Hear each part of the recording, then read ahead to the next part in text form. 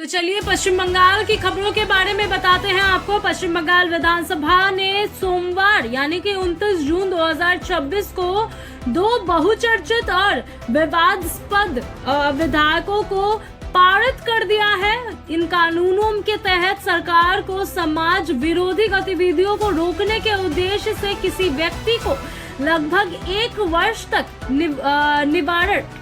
निवारक यानी कि प्रिवेंटिव हिरासत में रखने का अधिकार मिला है। जी हाँ, साथ ही ऐसे मामलों में हिरासत में लिए गए व्यक्ति की वकील तक पहुंचने पर भी कुछ प्रतिबंध लगाए गए हैं। इसके अलावा सार्वजनिक या निजी संपत्ति को नुकसान पहुंचाने वाले आरोपियों से क्षतिपूर्ति वसूलने यानी कि मुआवजा वसूलने का भी प्रावधान किया गया है। इन विधेयकों को लेकर विधानसभा के भीतर सत्ता पक्ष और विपक्ष के बीच तीखी बहस देखने को मिली। विधानसभा में पारित the West Bengal public safety and control of anti social activities bill 2026 राज्य सरकार को यह अधिकार देता है कि यदि उसे यह विश्वास हो कि किसी व्यक्ति को हिरासत में लेना भविष्य में होने वाली समाज विरोधी गतिविधियों को रोकने के लिए आवश्यक है, तो उसे अधिकतम लगभग 1 वर्ष तक निवारक हिरासत में रखा जा सकता है। विधेयकों में ऐसे व्यक्तियों का भी उल्लेख किया गया है जिन्हें सामान्य रूप से समुदाय के लिए खतरनाक और हिंसक प्रवृत्ति वाला माना जाता है। इस कानून के तहत प्रत्येक नजरबंदी के मामले की समीक्षा के लिए एक सलाहकार बोर्ड यानी कि एडवाइजरी बोर्ड गठित किया जाएगा। यह बोर्ड हर हिरासत के मामले की 3 सप्ताह के भीतर जांच करेगा। बोर्ड की अध्यक्षता ऐसे व्यक्ति के हाथ में होगी जो वर्तमान या पूर्व में उच्च न्यायालय के न्यायाधीश रह चुके हैं। यही बोर्ड तय करेगा कि संबंधित व्यक्ति को हिरासत में रखा जाए या रिहा कर दिया जाए। सरकार का कहना है कि इस व्यवस्था का उद्देश्य हिरासत के मामलों की स्वतंत्र समीक्षा सुनिश्चित करना है। विधेयक की सबसे अधिक चर्चा धारा 10(4) को लेकर हुई। इस प्रावधान के अनुसार हिरासत में लिए गए व्यक्ति को सामान्य परिस्थितियों में सलाहकार बोर्ड के समक्ष किसी कानून प्रतिनिधि का वकील द्वारा प्रतिनिधित्व करने की अनुमति नहीं होगी। हालांकि इस धारा में यह भी कहा गया है कि यदि सलाहकार बोर्ड किसी मामले में इसे उचित समझते हैं तो लिखित कारण दर्ज करते हुए प्रतिबंध को हटाया जा सकता है। विपक्ष ने इस प्रावधान को न्यायिक अधिकारों और प्राकृतिक न्याय के संदिग्धों में विरोध बताया है।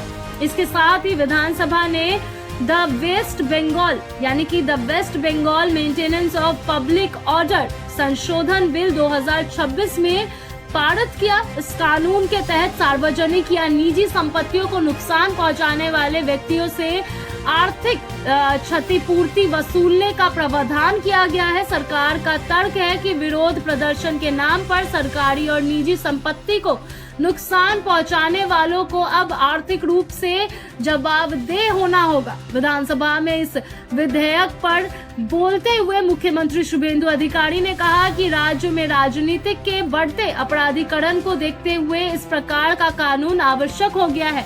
उन्होंने यह भी कहा कि महाराष्ट्र, दिल्ली, उत्तर प्रदेश, मध्य प्रदेश और झारखंड जैसे राज्य में भी अलग अलग नामों में इस प्रकार के कानून पहले से लागू है। मुख्यमंत्री ने यह भी कहा है कि पश्चिम बंगाल भी कानून व्यवस्था को मजबूत करने के लिए ऐसे प्रावधानों की आवश्यकता महसूस कर रहा है।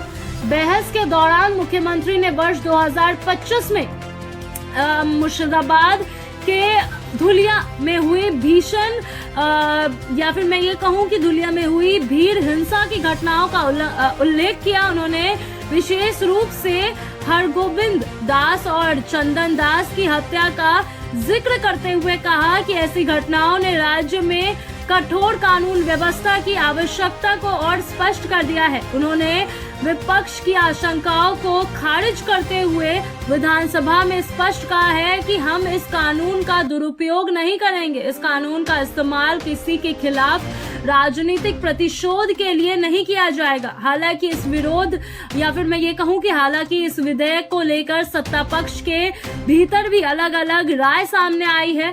चांचल से तृणमूल विधायक और पूर्व आईपीएस अधिकारी प्रसून बैनर्जी ने विधेयक के कुछ प्रावधानों का डरावना बताते हुए कहा कि यह कानून न्यायिक जांच की कसौटी पर शायद टिक नहीं पाएगा। उनका कहना था कि प्रशासन को इतने व्यापक अधिकारी देकर सरकार एक ऐसे ढांचा तैयार कर रही है जो भविष्य में गंभीर संवैधानिक सवाल खड़े कर सकता है। इसके अलावा प्रसून बैनर्जी ने विशेष रूप से इस बात पर भी आपत्ति जताई कि विधेयक में जिला अधिकारी यानी कि डिस्ट्रिक्ट मैजिस्ट्रेट को वारंट जारी करने जैसे व्यापक अधिकारी दिखाए जा रहे हैं। उनके अनुसार इससे प्रशासन को असाधारण शक्तियां मिल जाएगी और यह व्यवस्था राज्य के भीतर एक अलग राज्य जैसी स्थिति पैदा कर सकती है। उन्होंने इसकी तुलना फ्रैंकनाटाइन जैसी शक्तिशाली लेकिन खतरनाक संरचना से करते हुए कहा कि ऐसे अधिकारियों का भीषण या फिर मैं ये कहूं कि ऐसे अधिकारियों का भविष्य में दुरुपयोग होने की आशंका से इनकार नहीं किया जा सकता। राज्य के संसदीय कार्य मंत्री शंकर घोष ने विधेयक का बचाव करते हुए कहा कि पिछले 15 वर्षों से तृणमूल शासन के दौरान राज्य में अराजकता का माहौल बना हुआ रहा है और जो लोग इस कानून का विरोध कर रहे हैं वे उसी अराजक व्यवस्था को बनाए रखना चाहते हैं। उन्होंने कहा कि शांतिपूर्ण विरोध प्रदर्शन करना लोकतांत्रिक अधिकार हो सकता है, लेकिन सार्वजनिक संपत्ति को नुकसान पहुंचाना किसी का अधिकार नहीं हो सकता। राज्य की मंत्री अग्निमित्रा पॉल ने भी सरकार का पक्ष रखते हुए आरोप लगाया कि तृणमूल सरकार गुंडों के सहारे चलती थी और नया कानून राज्य में कानून व्यवस्था को पटरी पर लाने का तथा व्यवस्था सुधार की दिशा में उठाया गया एक महत्वपूर्ण कदम है।